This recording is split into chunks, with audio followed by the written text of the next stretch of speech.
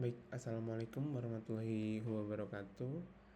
Em, Perkenalkan, saya Iqbal Rayhan Faturrahman Raharjo dengan NPM 23081010183. Dan pada kesempatan kali ini saya akan mempresentasikan hasil review jurnal saya. Eh, Jurnal yang saya ambil berjudul Performance of Fuzzy K-means and Fuzzy Subtractive Clustering on Medical Data Imputation. Nah, oke, dimulai dari pendahuluan. Nah, di sini dalam dunia medis seringkali terjadi data hilang atau missing values dalam rekam medis pasien yang bisa mengganggu proses analisis maupun pengambilan keputusan. Nah, oleh karena itu dibutuhkan metode imputasi, yaitu teknik untuk memperkirakan nilai-nilai yang hilang berdasarkan data yang tersedia. Jurnal ini membandingkan dua metode berbasis fuzzy clustering, yaitu ada dua, fuzzy K-means atau FCM dan fuzzy subtractive clustering atau FSC. Nah, untuk mengatasi masalah-masalah tersebut. Oke. Next, untuk identitas jurnalnya terlebih dahulu, di sini judul jurnal seperti yang sudah saya sebutkan di awal, yaitu Performance of Fuzzy K-means atau FCM and Fuzzy Subtractive Clustering (FSC) on Medical Data Imputation. Nah, untuk penulisnya sendiri di sini ada Sri Kusuma Dewi, Linda Rosita, dan Eliza Gustri Wahyuni. Nah, nama jurnalnya di sini dari Comtech Computer Mathematics and Engineering Application. Oke, volume dan edisinya di sini ada volume 15 nomor 1 Juni 2024. Untuk doi-nya bisa cek, dan institusinya ini dari Universitas Islam Indonesia Yogyakarta. Nah, untuk tampilan awal daripada jurnalnya uh, seperti ini. Oke, next. Nah, ini masuk ke permasalahan yang akan diselesaikan. Nah, masalah utama yang disoroti dalam jurnal ini adalah hilangnya data medis yang dapat menyebabkan analisis menjadi bias. Nah, penulis ini mencoba membandingkan dua pendekatan fuzzy untuk melihat mana yang lebih efektif dalam mengisi kekosongan data dengan harapan hasil analisis medis menjadi lebih akurat dan dapat diandalkan. Nah, selain itu, pendekatan ini juga punya potensi di bidang lain seperti ekonomi atau teknik. Nah, dalam studi ini juga evaluasi itu dilakukan ya untuk menentukan metode mana yang paling efektif dalam mengatasi masalah medical data imputation atau imputasi di medis gitu. Nah, dengan mempertimbangkan apa saja, yaitu ada metrik evaluasi seperti ANOVA dan Pearson Correlation Coefficient. Nah, dengan menggunakan pendekatan ini diharapkan itu hasil analisis medis menjadi lebih akurat dan tidak terdistorsi akibat ketidaksempurnaan data. Next. Oke, nah di sini selanjutnya ada dataset dan variabelnya. Nah, dataset yang digunakan di sini dalam penelitian jurnalnya ini adalah terdiri dari 104 rekam medis pasien yang dari beberapa rumah sakit di daerah istimewa Yogyakarta atau DIY. Nah, dengan rincian sebagai berikut ya, 61 data lengkap sebagai referensi X dan 43 data tidak lengkap sebagai data uji Y. Nah, variabel yang digunakan itu ada dua. Di sini ada numerik dan boolean. Nah, untuk numerik sendiri di sini ada usia, HDL, LDL, triglycerida, kolesterol total, gula darah puasa, tekanan darah sistolik, tekanan darah diastolik. Nah, untuk boolean sendiri di sini ada riwayat hipertensi, diabetes mellitus, penyakit kardiovaskular, stroke, dan penyakit ginjal kronis. Nah, variasi dataset komprehensif memungkinkan metode ini diterapkan luas pada berbagai skenario klinis. Jadi nggak cuma beberapa skenario klinis aja ya, tapi secara meluas. Nah, termasuk sistem prediksi penyakit berbasis data juga.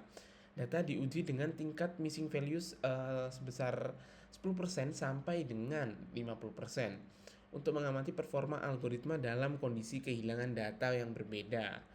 Nah, penelitian ini memberikan wawasan tentang efektivitas metode fuzzy clustering dalam skenario data medis realistis. Next.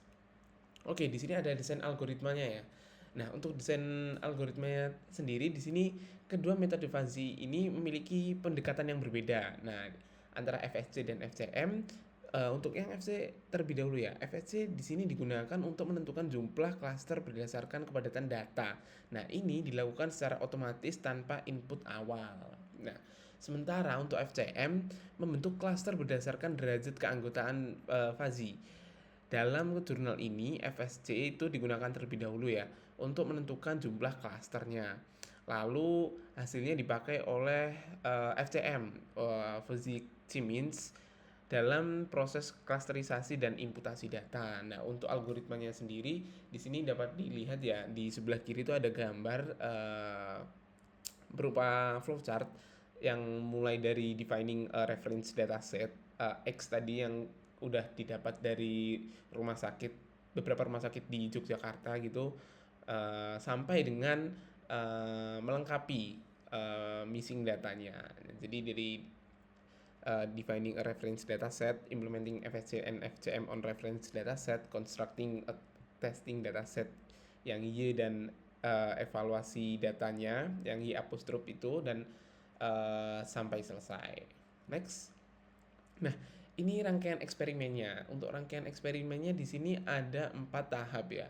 Nah, yang pertama itu ada penghapusan data secara acak. Nah, di sini tuh missing value disimulasikan dengan probabilitas 10-50%. Nah, lalu yang kedua tuh menentukan jumlah cluster optimal dengan FSC-nya. Nah, lalu yang FCM itu membentuk cluster berdasarkan jumlah yang udah optimal dari FSC tadi. Jadi setelah FSC baru ke FCM. Nah, yang ketiga ini ada imputasi data, yaitu data yang hilang diimputasi menggunakan nilai dari pusat cluster terdekat. Nah, ini mengisi data menggunakan FCM ya. Dan yang terakhir itu ada mengevaluasi hasilnya menggunakan 3 metrik.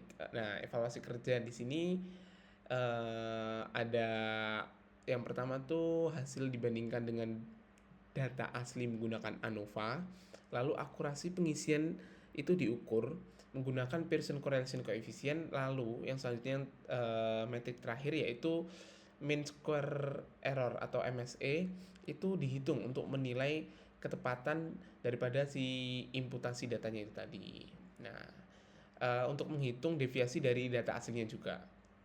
Next. Nah, di sini hasil dari analisisnya jurnal yang telah saya baca dan saya review itu yang pertama ya. Yang pertama itu ada nilai atau ANOVA-nya itu lebih valid secara statistik. Ini unggul FCM ya. Dari hasil evaluasi FCM itu terbukti lebih unggul dibandingkan FSC. Nah, Fuzzy Means ini menghasilkan nilai P ANOVA yang lebih tidak signifikan. Nah, artinya apa? Artinya di situ distribusi data hasil imputasi itu mirip dengan data aslinya.